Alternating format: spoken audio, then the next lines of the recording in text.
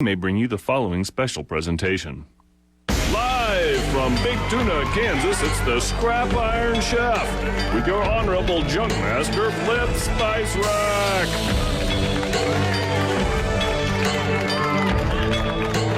Well, welcome. Junkyard Stadium, where the finest chefs in the land are gonna scrap.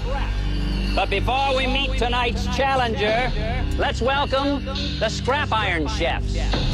Chef Bayou.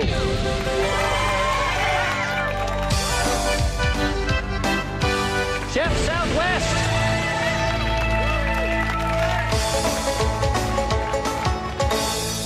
Chef Prairie.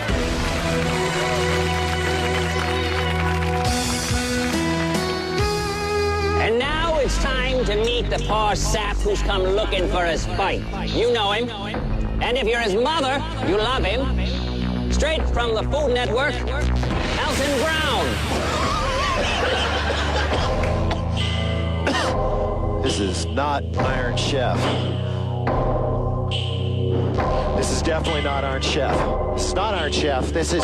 Which of these magnificent Scrap Iron chefs do you challenge? I'll whomp your butt, boy. I guarantee. I'm coming, and Heck's coming with me. Hi. I challenge her. So be it. And now it's time to reveal today's mystery ingredient. Pork belly. Jeepers. How long do you reckon this stuff's been in the zone? Little does Challenger Brown know that Chef Prairie grew up on a hog farm outside of Topeka. I'm not a doctor, but that hand hurt.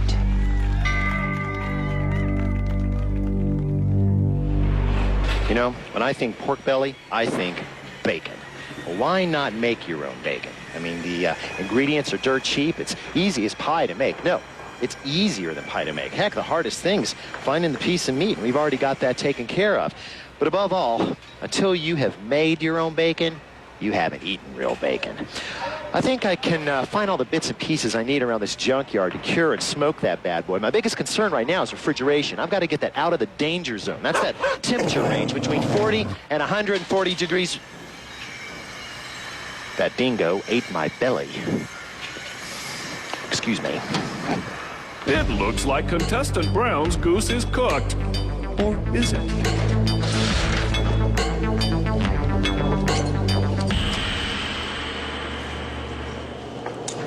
What do you have for a humble bacon maker, my good man? That depends on what kind you're making. He's right, of course. Sure, American, English, and Italian bacon comes from down here. But the word bacon actually comes from the old German word bach, or back. Canadian bacon and Irish bacon, for instance, both come from the back, the loin to be exact. And they're a heck of a lot leaner than these bacons from down here, but they don't taste anything alike, so don't try to replace them in a recipe. Oh, fat back also comes from back here. It's actually a solid layer of fat that lays just on top of the meat. Of course, you would need it like bacon, usually render it into lard or wrap it around leaner pieces of meat in order to keep them moist during cooking. Last but not least is salt pork, which comes from down here on the belly. It's parts that are too fat even to be called bacon. They're cured but never smoked. Oh, that Italian bacon, pancetta, it's also taken from the belly. It's cured, not smoked, and it comes all rolled up, kind of funny looking. It's really hard to cut. The secret is to freeze it partway first. I'll have a slab of pork belly, my good man. Okay, front or back? Okay, technically this whole thing is the belly, but bacon taken from the front is pretty skimpy stuff because it has to be peeled off of the rib. There's a lot more meat back here. My good man, I'll have a slab from the back of the belly, please. Okay. Thank you very much. Very nice. Of course, you know, since it's just as easy to smoke a year's worth as a day's worth, I'll take 5. Back at Scrap Iron Stadium, contestant Brown must come to terms with keeping his cool. Pork, that is.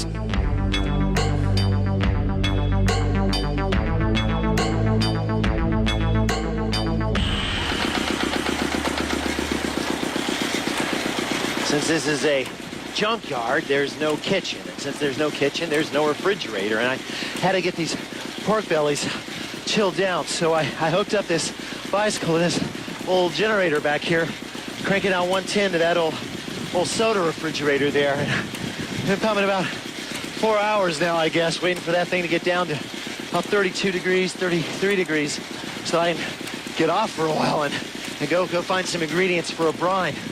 I don't know how much more I can. Yeah, once I get the brine put together, I'm gonna have to do this, I figure, about, I don't know, 20 minutes every hour to keep things chilled down for the 3 days of the cure. But, you know, since there's not a kitchen here and no refrigerator, I don't have a choice. I have to go find some ingredients now. Woo! Oh.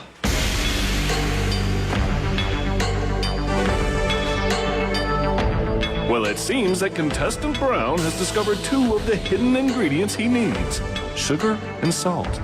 Question is, can he keep them? I need salt for a brine. You see, one of the reasons that the bacon keeps so long is that it's been both cured and smoked. Okay, curing basically uses salt to pull moisture out of the meat, and the less moisture that's in the meat, the more inhospitable it is to bacteria, the ones that cause spoilage. Whereas curing also prepares the meat for meeting up with smoke. And aside from possessing preservative powers of its own, smoke also brings a lot of flavor, a lot of aroma, and a lot of color to the party, which is a good thing. Of course, to make a cure, all we'd really have to have is salt, but that would be really strong. So we're going to also marry it to some sugar that I found in a cotton candy machine over on the other side of the yard. Okay, fine. That's how she wants to play it. She may have the sugar, but I've got the bicycle.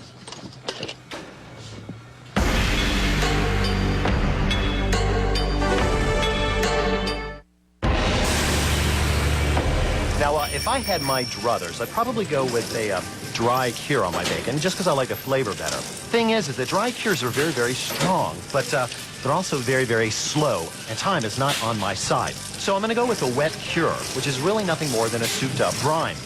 Now, we use brines all the time on Good Eats to enhance the flavor and texture of things like, turkey and even shrimp. Excuse me. Thank you. Now, thing here is to increase the salt concentration of brine and increase the amount of time that the food actually spends in the drink, so to speak. And that is going to actually alter the molecular structure of the meat by pulling a lot of moisture out of it. So, for our 10 pounds of pork bellies, I'm going to dissolve the salt we've already got and add to it some sugar and A jar of blackstrap molasses.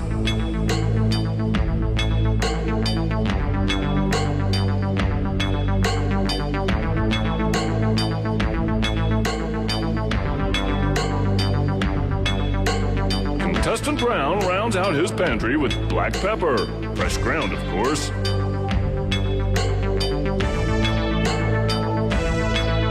And a little apple cider.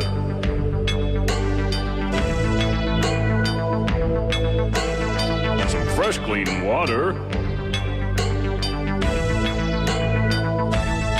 What's he going to do with that fiery kimchi, I wonder? Ordinarily, I would bring a brine to a simmer on a cooktop just to make sure that everything's dissolved and that the aromatics are opened up and activated. But I don't have a cooktop out here. But I do have some other technologies that I can bring to bear. And if I play my cards right, in this bright sun, I think this will be hot in about an hour, as long as she doesn't find it first.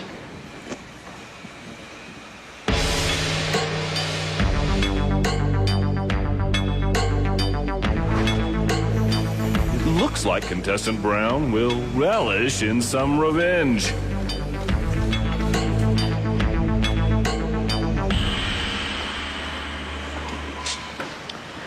Well, it seems like this plan has worked. My probe says that the box here is, hey, 35 degrees. Just about perfect.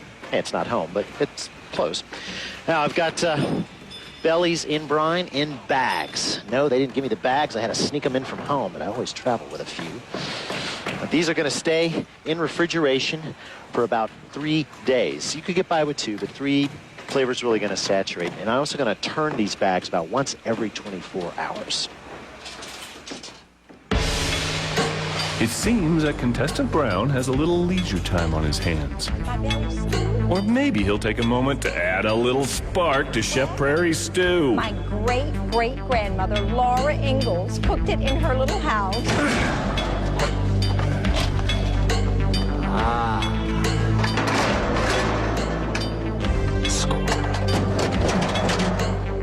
Contestant Brown's busily shopping the yard.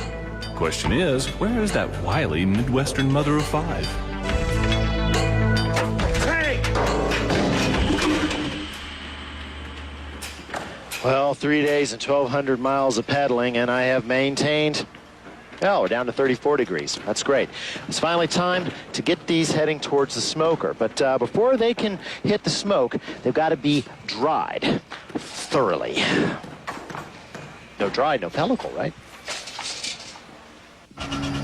The whole reason for drying food before you smoke it is pellicle formation. Okay, now that's what you call it when a cure pulls water-soluble proteins up to the surface of the meat. When dry, these proteins form a kind of molecularly sticky landing pad for smoke particles. Sure, some of smoke is vapor, but the other part is particulate matter, okay? It's a colloid thing.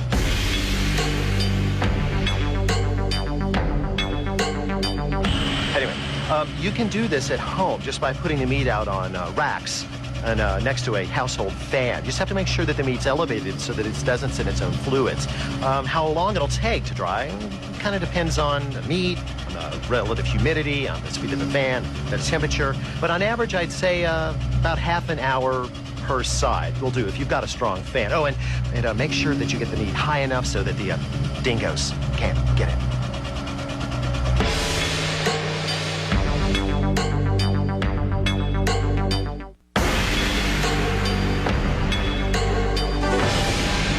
After 3 days in the brine and an evening of drying, at least a few hours of drying, our bacon's now smoking. And I just want to kind of show you what's happening right now.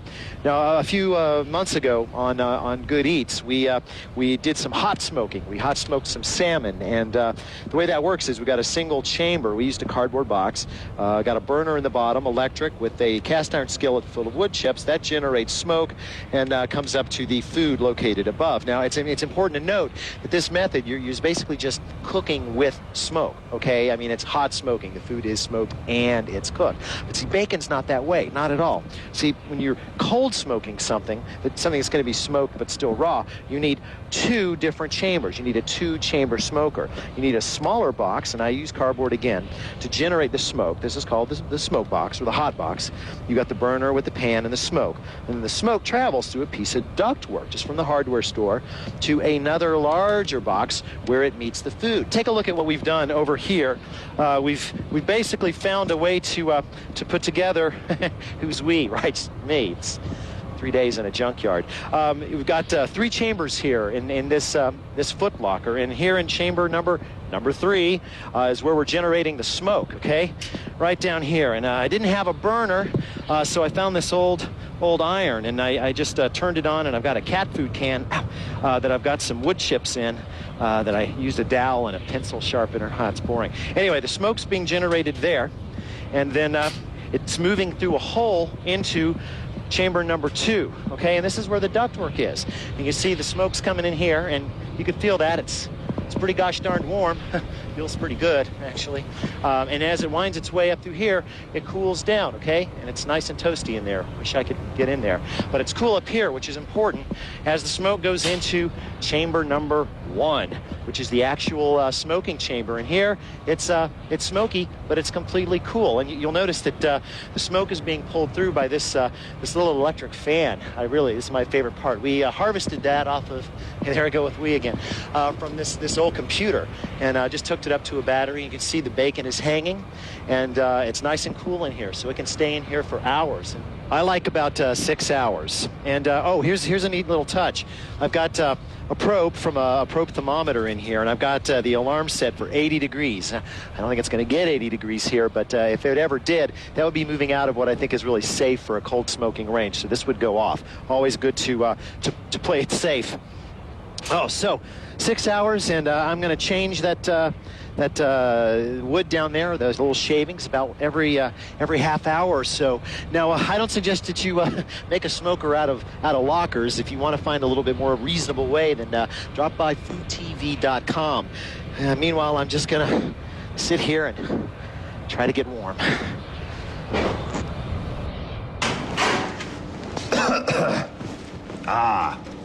From belly to bacon in 3 easy steps. Now, this stuff is ready to slice and cook right now. But you could also take it, wrap it in a little freezer paper, and send it to the deep chill for up to a year. Pretty good investment of time. Of course, even if I plan on cooking this stuff right away, I like to allow my bacon to have a little time just to chill. Why? Well, we're going to have to take a little road trip to find out. Slicing a warm slab of bacon's a lot like giving a ferret a shave. No matter how careful you are, somebody's going to get hurt. However, an hour in the freezer will firm up fat and lean alike, rendering your bacon much more manageable come slicing time. You know, one of the things I like least about grocery store bacon is that they so often cut it so darn thin. Luckily, you don't have to make that same mistake. Now, when you do your slicing, you could do this with a any kind of slicer or boning knife, but I really like this Granton-edged slicer. See, it's got these kind of scallops cut out of the side, which reduces drag on the fat, and that's got to be a good thing. You notice you're going to have a much easier time cutting this if you cut with the fattest section up, because it's going to be the softest. That's going to leave the more solidified lean portion on the board. Cooking bacon on your stovetop is a losing proposition. Aside from leaving you with shriveled, nasty little strips, the cleanup is pretty catastrophic. So I say whether you're dealing with homemade or store-bought, bake your bacon. Just lay out your slices on a rack over a lipped pan and slide it into a cold oven. Set the thermostat for 400 degrees. The slow heating will allow a lot of the fat to render out without burning the lean. Now, once the oven hits temperature, check on the bacon every 3 minutes, because once most of that fat is out, the bacon can burn very, very quickly. By the way, if you like your bacon a little on the fatty side, just go ahead and start it in a 400-degree oven. But remember, check on it every 3 minutes.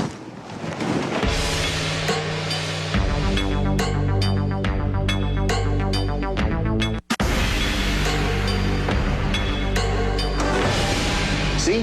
Flat, straight, and completely ungreasy. Oh, speaking of the fat, bacon drippings are seriously good eats, even in small amounts.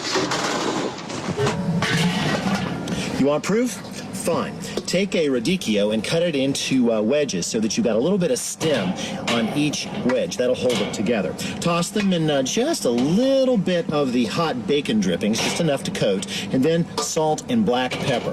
Lay them out over a medium-hot charcoal grill and just grill each side for a few minutes, just long enough till you get a little blackening around the edges. Oh, you don't have to cover it while it cooks, but if you do, you can do cool things like this. Folding time's always fun. Now just remove these still uncooked wedges to a plate. Then just cover them with a little bit of foil and let steam do the rest of the cooking. They'll be done in about 5 minutes.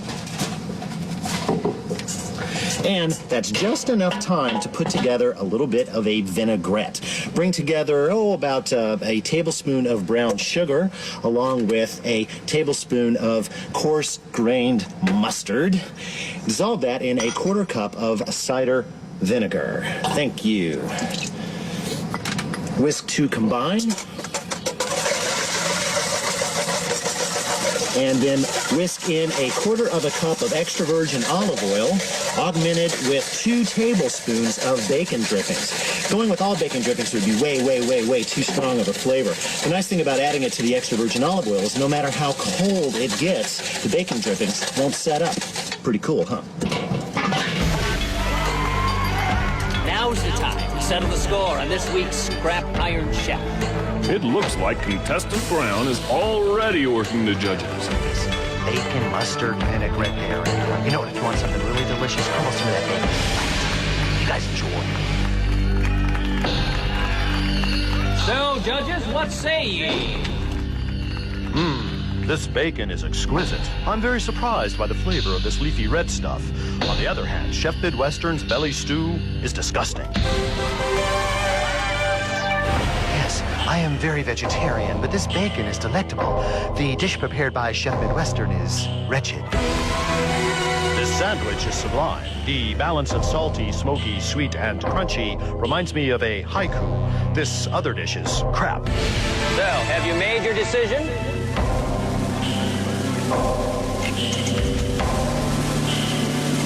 And the winner is Chef Prairie! Well, that's all the time we have for this week. See you next week on Scrap Iron Chef. Once again, Scrap Iron Stadium has handed out a heaping helping of culinary justice and sent another challenger up packing. See you next time on Scrap Iron Chef.